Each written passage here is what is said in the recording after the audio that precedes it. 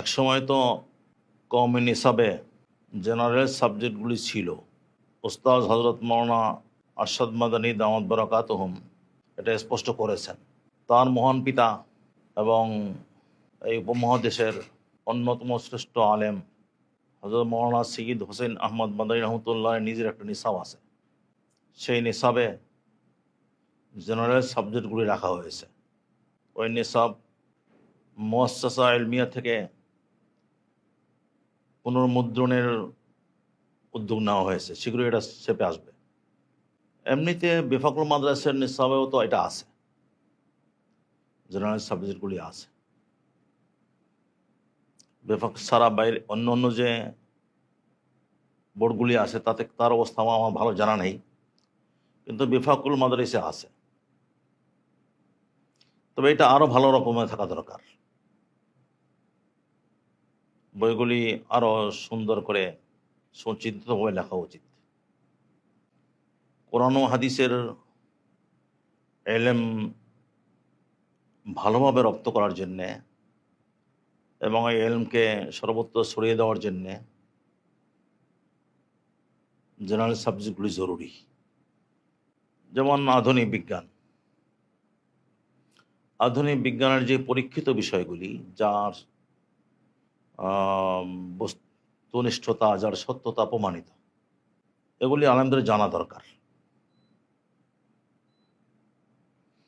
চিকিৎসা বিজ্ঞান, পদার্থবিজ্ঞান, এমনি হবে জ্যোতির্বিজ্ঞান, এগুলি কোরআন ও হাদিস বোঝার জন্য সহায়ক। যে নক্ষত্রমণ্ডলীর দ্বারা আসমান সাজানো হয়েছে, কিভাবে সাজানো হয়েছে, খালি চোখে কিছু দেখা যায়, কিন্তু যে টেলিস্কোপ দিয়ে যে মানুষ দেখে, সে দেখা তো অন্য রকমের। ইন্না যায়্যান্না সামা দুনিয়া বিজিনাতিনিল কাওয়াকিব,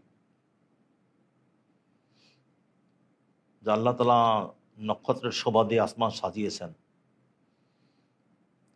তো এটা খালি চোখে যা দেখা যায় তা ওই বাস্তব সৌন্দর্যের সামনে কিছু না।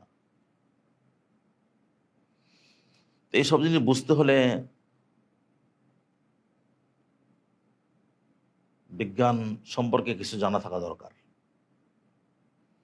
এমনিভাবে সৃষ্টির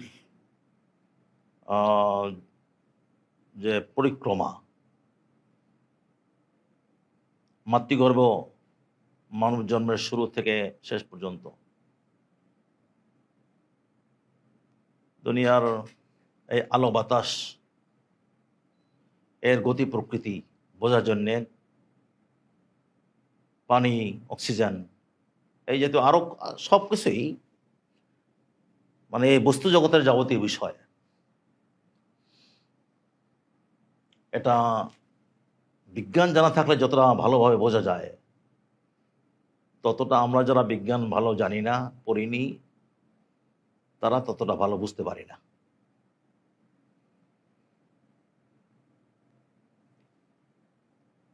এই যে দুনিয়ার সৃষ্টি নিশ্চয়ের দিকে তাকে চিন্তা করতে বলা হয়েছে।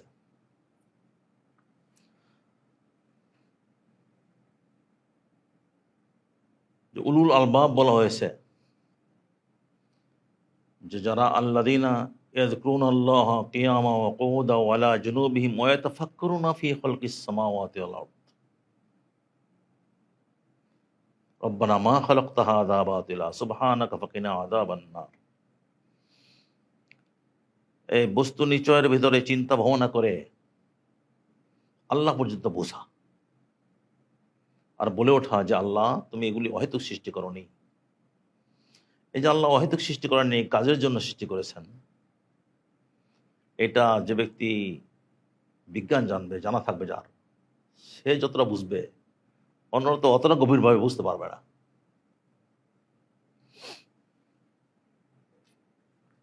তো এরকম অনেক কিছুই আছে। কোরআন হাদিসের অনেক কথাই বিজ্ঞান বোঝা সহজ করে দিয়েছে। তাই বিজ্ঞান জানা থাকা দরকার। আবার অনেক গুমরাহিও আছে, যেগুলির সৃষ্টি হয়েছে বিজ্ঞানের অপব্যবহারের দ্বারা। বিজ্ঞান ভিত্তিক কিছু গোমরাহি আছে, যেমন ডারউইনের বিবর্তনবাদ। পদার্থবিজ্ঞান যদি কারো ভালোভাবে জানা থাকে, বোঝা থাকে, তার পক্ষে এটা রদ করা সহজ হবে। এটা যে অবাস্তব জিনিস, এটা যা বিজ্ঞান যার জানা নেই সে রদ করবে বটে, কিন্তু তার রদ করাটা অত বেশি শক্তিশালী হবে না। বিজ্ঞান যার জানা আছে সেটাকে ভালোভাবে রদ করতে পারবে। যে গ্রিক দর্শন আমাদের সেই প্রাচীন ওলামা ইকরাম শিখেছিলেন, ইমাম গাজালি সহ ওই সময়কার আরো বড় বড়রা শিখেছিলেন কারণ গ্রিক দর্শন ভিত্তিক অনেক গুমরাহি মুসলিম সমাজে ছড়িয়ে পড়েছিল। তো তারা ওটা শেখার পরে যথাযথভাবে রদ করতে পেরেছেন। যদি না শিখতেন সেটা আন্ধাধুন্ধ রদ করা হতো।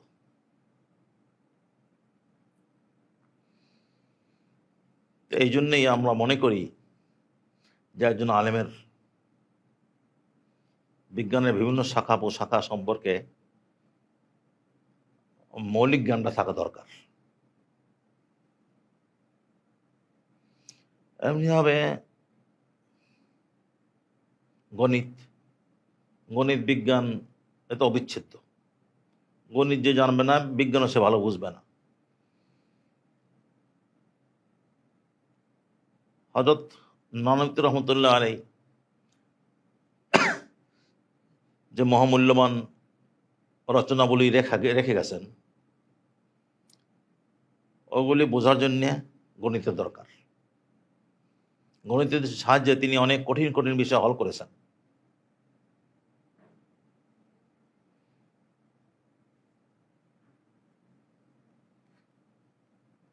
আমাদের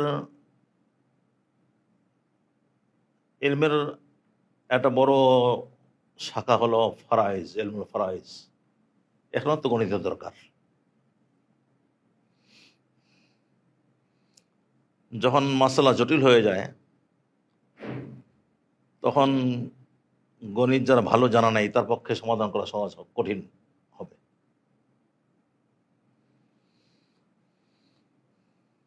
তো এই জন্য গণিতও ভালোভাবে জানা থাকা দরকার। এই যে মহাবিশ্ব কত বড়, চাঁদ এবং পৃথিবী তুলনামূলক, চাঁদের চেয়ে পৃথিবী কত বড়, আবার পৃথিবীর চেয়ে সূর্য কত বড়।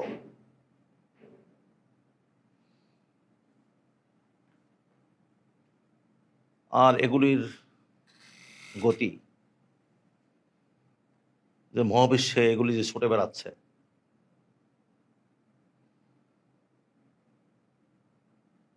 তো তার গতির বেগটা কি পরিমাণ,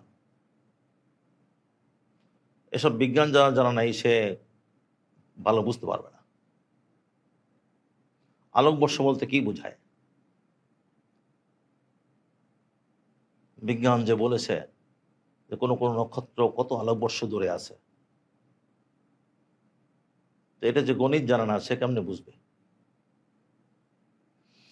তো এই মহাবিশ্বের ব্যাপ্তি যে যত ভালো বুঝবে সে আল্লাহ তাআলার কুদরত তত ভালো বুঝবে। তাই আল্লাহর কুদরত ভালোভাবে জানার জন্য তো গণিত দরকার, বিজ্ঞান দরকার, সবই দরকার।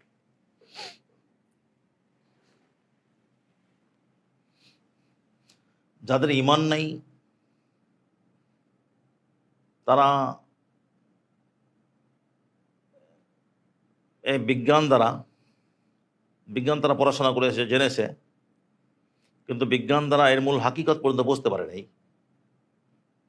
মূল হাকিকত তো এটাই যে এই মহাবিশ্ব দেখে দেখে আল্লাহ তাআলার কুদরত সম্পর্কে ধারণা পাবে। কারণ এই সবই হল আল্লাহ তাআলার কুদরতের নিদর্শন, আয়াতুল্লাহ। এসব আল্লাহ তাআলার নিদর্শন। কোরআন মাজিদে মাঝে মধ্যে অমিন আয়াতি বলে আল্লাহর নিদর্শন বিভিন্ন নিদর্শনের দিকে আল্লাহ তাআলা মানুষের দৃষ্টি আকর্ষণ করেছেন। তো এইসব ভালোভাবে বুঝতে হলে গণিত, বিজ্ঞান ভালোভাবে জানতে হবে। আবার এই বিষয়ক রচনাবলী বেশিরভাগ ইংরেজিতে। ইংরেজি ভাষায় জ্ঞানের সকল শাখায় অনেক গবেষণা করা হয়েছে।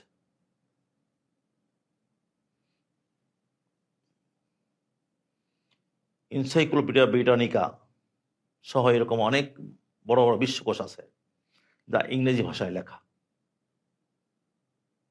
ওরই সব জ্ঞানের এক একটা সাগর।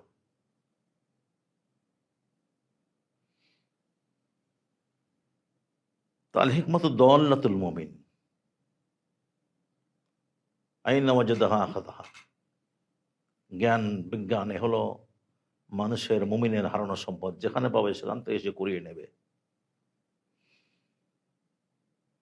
তো ইংরেজি ভাষায় জ্ঞান বিজ্ঞানের যেই আহ, বিপুল সংগ্রহ আছে, ওখানে প্রবেশ করতে হলে আমাদের ইংরেজি ভাষা জানতে হবে।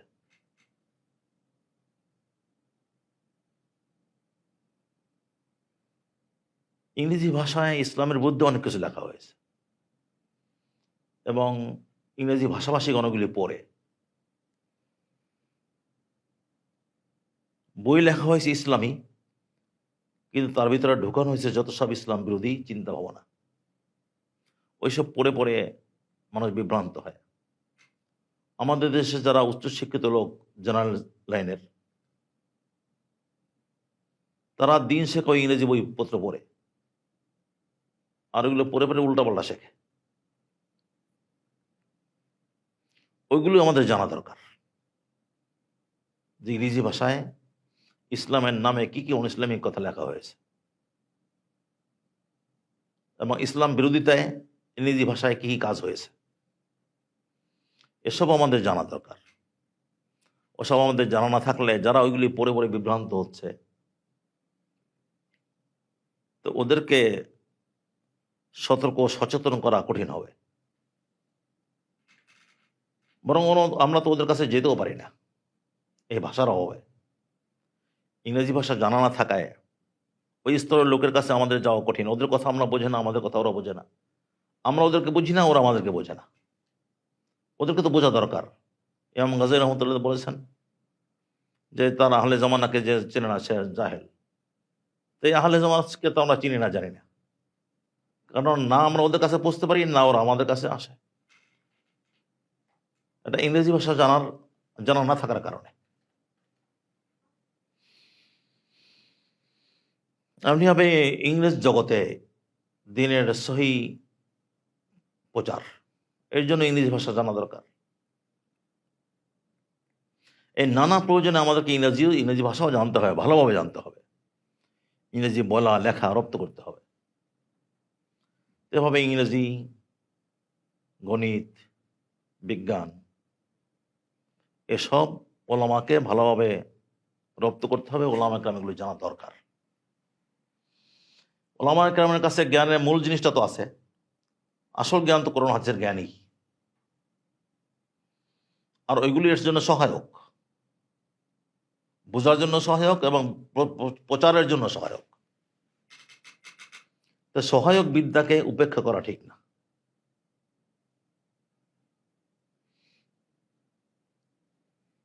তো যদিও বেফকল মাদ্রাস কিছু উদ্যোগ নিয়েছে, আর এর বাইরের বোর্ডগুলি কতটুকু কি নিয়েছে, অনেকগুলো তো নেয় নেই বলে আমার জানা আছে।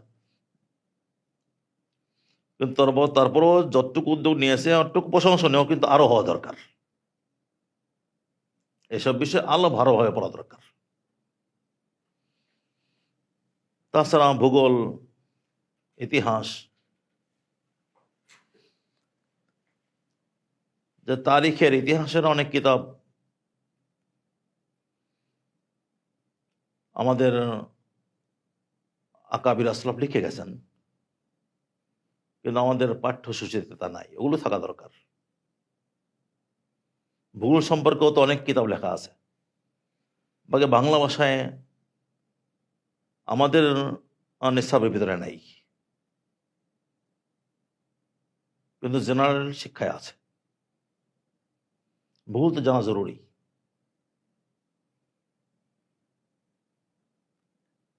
এই জগতে, এই ভূমিতে আমরা পৃথিবীতে দিনের কাজ করব, আর সেই পৃথিবী সম্পর্কে জানা থাকবে না, এতে একটা বড় অজ্ঞতা। তারিখ জানার জন্য ভূগোল জানা জরুরি, কোরআন হাদিস জানার জন্য তো ভূগোল জানা জরুরি। আলিফ লাম মিম গুলিবাতিল আরদ, গুলিবাতিল রোম ফি আদনাল আরদ অহম মিম বাদে গলাবি সায়াগলিবুন। তো যে ভূগোল জানা না, এটা তো ভালো বুঝবে না সে। রোম কি, রোম বলতে কি বোঝায়? প্রাচীন রোম, আধুনিক রোম বলতে কি বোঝায়? আদনাল আরদ কি, এটা ভূগোল না জানলে কেমন বুঝবে? নবী করিম সাল্লাম মক্কা থেকে হিজরত করে মদিনায় গেলেন, সেই মদিনা কোথায়? মক্কা কোথায়? মক্কা বা কোথায়, মদিনা বা কোথায়? কেবলা ঠিক করতে হলে আমরা আমাদের কেবলা পশ্চিম দিকে, কি হিসাবে ঠিক কতটা পশ্চিমে, কোন এলাকার কেবলা কোন দিকে? একজন আলেম সে কোথাও গেলে সে এলাকার লোকদের কেবলা সম্পর্কে তাদেরকে ধারণা দেবে। এগুলো তো ভূগোল ভিত্তিক বিষয়। ইসলামের ইতিহাস, নবী করিম সাল্লাম রোমানদের সঙ্গে যুদ্ধ করলেন, তাবুকের যুদ্ধে গেলেন, মুতার যুদ্ধ হলো, এসব কোথায় হয়েছে? আবু বকর সিদ্দিক রাদিয়াল্লাহু জামানায় যে বৃহত্তর শামে ইসলামী অভিযান হলো, এই যে বাইতুল মুকদ্দাস জয় হলো, বাইতুল মুকদ্দাস কোথায়? শাম বলতে কি বোঝায়? এই ফিলিস্তিন, বর্তমান ফিলিস্তিন, সে প্রাচীন ফিলিস্তিন, বর্তমান ফিলিস্তিন তো প্রাচীন ফিলিস্তিনই, বাকি এই ফিলিস্তিন কত গৌরবময় ইতিহাসের সঙ্গে জড়িত। এ ভূমি আম্বিয়া আলাইহিস সালামের ভূমি। হযরত ইব্রাহিম আলাইহিস সালামের জন্ম কোথায় হয়েছে, তারপর তিনি কোথায় গেলেন, এই যে তার সফর, ইব্রাহিম আলাইহিস সালামের সফর। তিনি মিশরে গেলেন, কোথায় মিশরে গেলেন, মিশর থেকে আসলেন, এসে কোথায় থাকলেন, পরে আবার ইসে গেলেন, মক্কা মুকাররমায় গেলেন, হযরত হাজর ও ইসমাইল আলাইহিস সালামকে রেখে আসলেন।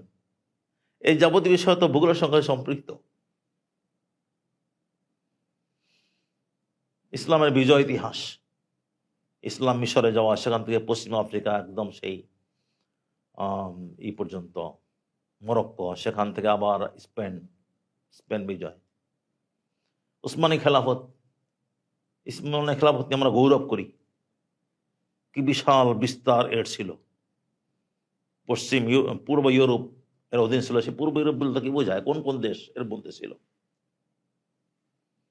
মধ্য এশিয়া বলতে কি বুঝি আমরা?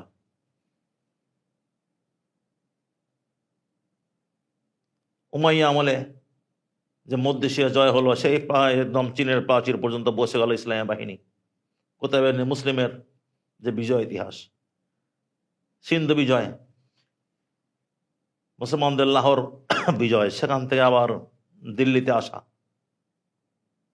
তো এই যাবতীয় বিষয় তো ভূগোলের সাথে সম্পৃক্ত। ইতিহাস ভূগোল এত অবচ্ছেদ্য। তারিখ জানবে, পড়বে, আর ইতিহাস ভূগোল জানবে না, এত হয় না। জেনারেল সাবজেক্ট এগুলি আছে, জেনারেল শিক্ষা আছে, কিন্তু আমাদের নিসাবে নাই, ভূগোল তো নাই। তো মোট কথা, একজন সুদক্ষ আলেম হতে হলে, সচেতন আলেম হতে হলে, তাকে এই জেনারেল সাবজেক্টগুলি পড়তে হবে। যতটুকু হয়ে অগ্রগতি হয়েছে, এখানে থেমে গেলে হবে না, এই অগ্রগতিকে আরো সামনে নিয়ে যেতে হবে। আল্লাহ তাআলা সহজ করুন, তৌফিক দিন।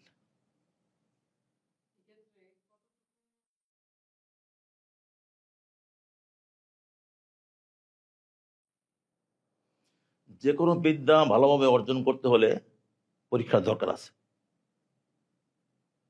পরীক্ষা ছাড়া কোনো বিদ্যাই ভালোভাবে অর্জিত হয় না। ব্যক্তি বিশেষের ক্ষেত্রে হতে পারে। একজন ব্যক্তি সে জ্ঞানের স্পৃহা তার মধ্যে আছে, অনুসন্ধিৎসা আছে তার মধ্যে, উদ্যম উদ্দীপনা আছে, তো সে ব্যক্তিগত প্রচেষ্টায় বহুদূর এগিয়ে যেতে পারে। কিন্তু কোনো প্রতিষ্ঠান বা কোনো শিক্ষা ব্যবস্থা যদি ভালোভাবে চালিয়ে নিতে হয় এবং সামগ্রিকভাবে ছাত্রদেরকে, শিক্ষার্থীদেরকে সামনে নিয়ে যেতে হয়, জ্ঞানের শাখা প্রশিক্ষা সমূহে তাদেরকে সুদক্ষ করে গড়ে তুলতে হয়, তবে পরীক্ষার ব্যবস্থা থাকতেই হবে। এখন এই জেনারেল শিক্ষাগুলিতে, জেনারেল সাবজেক্টগুলিতে যদি ছাত্রদেরকে দক্ষ করতে হয়, তাহলে পরীক্ষাও চাই।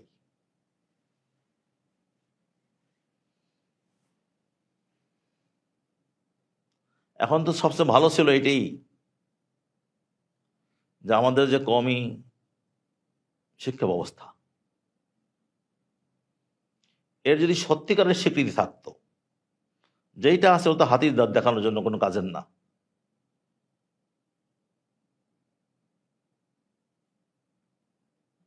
যে প্রত্যেকটি ধাপকে জেনারেল শিক্ষায় যেমন প্রত্যেক ধাপকে স্বীকার করা হয় এবং যথাযথ গুরুত্ব দেওয়া হয়, মর্যাদা দেওয়া হয়, ওইরকম যদি এখানেও দেওয়া হতো এবং সব রকম সুযোগ সুবিধায় স্কুল কলেজ যেই অবস্থায় আছে ঠিক ওই অবস্থায় যদি মাদ্রাসা সমূহ রাখা হতো, বাস তাহলে তো আলাদাভাবে পরীক্ষা দেওয়ার দরকার হতো না। কিন্তু সেটা বাস্তবে যেহেতু নাই, তাই আমাদের ছাত্রদেরকে, শিক্ষার্থীদেরকে জ্ঞানের সকল ধাপে এবং সকল শাখায় সুযোগ্য ও সুদক্ষ রূপে গড়ে তুলতে হলে তো মাদ্রাসার পরীক্ষার পাশাপাশি ওই পরীক্ষাগুলিরও সুযোগ থাকা চাই, ওই পরীক্ষাগুলো দেওয়ানো চাই।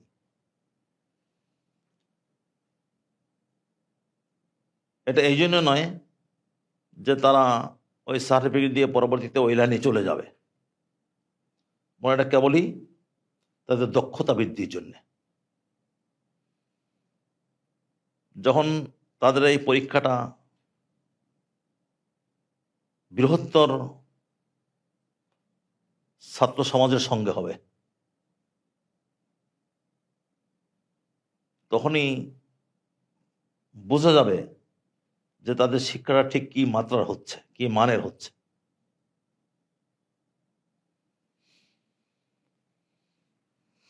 এই জন্যে মানে এলমি এবং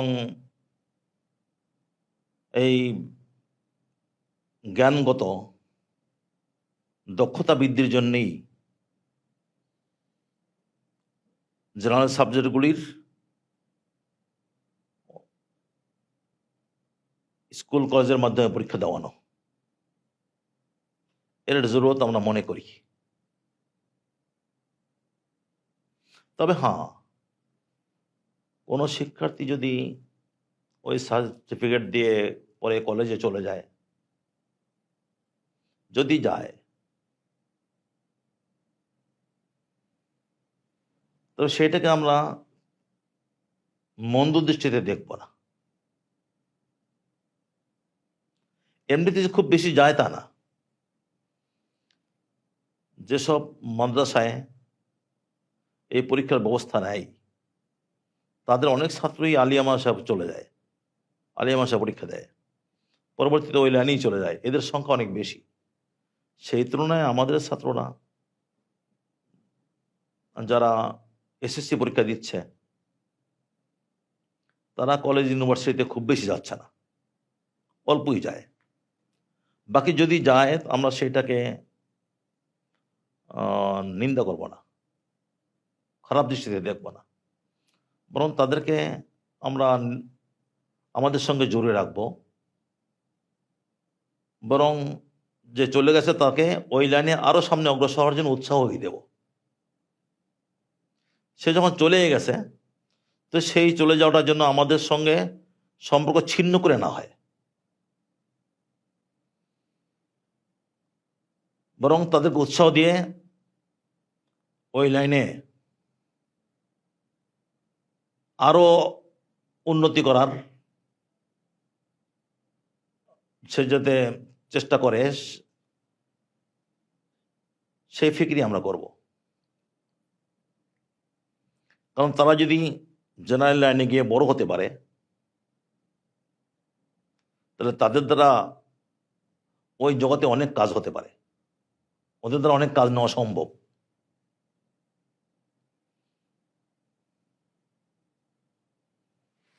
সরকারি বিভিন্ন সেক্টরে বিশেষ করে নীতি নির্ধারণী যেই জায়গাগুলি আছে সেখানে যদি কোনো আলেম, সুদক্ষ আলেম বুঝতে পারে তবে তার দ্বারা দেশের, রাষ্ট্রের এবং রাষ্ট্রের নাগরিকদের অনেক খেদমত হতে পারে। ওই জায়গায় আমাদের লোকজন না থাকায় ওরা যেমন মানুষকে বিপদগামী করছে, বিশেষ করে আইন আদালত এবং এই শিক্ষা ব্যবস্থা, এইসব জায়গায় যদি আমাদের লোকজন থাকতো তবে তারা ইসলাম এবং মুসলিম উম্মার অনেক খেদমত করতে পারত। শিক্ষা ব্যবস্থার মধ্যে যে নাস্তিক্যবাদ যোগানো হচ্ছে, ধর্ম বিরোধী নানা রকমের উপাদান উপকরণ ঢোকানো হচ্ছে, তো ওই জায়গায় আমাদের সুদক্ষ লোক থাকলে এটা তারা পারত না।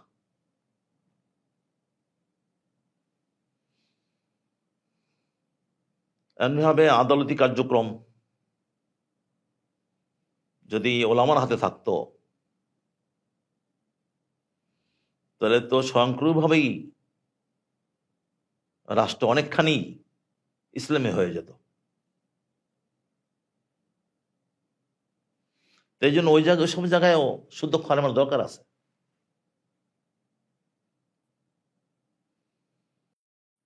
ওই লাইনে যারা চলে যায় তাদের যাওয়াটার জন্য একদম সম্পর্ক ছিন্ন না করে হয়, বরং ওইখানের জন্য তারা আমাদেরই হয়ে থাকে। সেজন্যে আমরা মনে করি যে আমাদের পক্ষ থেকে এই পরীক্ষার ব্যবস্থা করাটা সহায়ক, মানে ওই কাজের জন্য সহায়ক। যারা আলিম আশায় যায় কিংবা যারা আমাদের অগোচরে স্কুলে পরীক্ষা দেয় তারা ছিন্ন হয়ে যায়, ফলে তারা বিপদগামীও হয়, নিজেদের আমল আখলাক নষ্ট হয় এবং ভুল চিন্তা ভাবনা তারা গ্রহণ করে, তো তাদের দ্বারা উম্মতের ক্ষতি হয়ে যায়। আর নিজেদের আমাদের উদ্যোগে পরীক্ষা দেওয়ানোর দ্বারা যদি ওরা ওই লাইনে যায় তবে তারা বিপদগামী হবে না, আমাদেরই হয়ে থাকবে। তাই আমরা মনে করি এই পরীক্ষা দেওয়াটা খারাপ কিছু না, ভালো।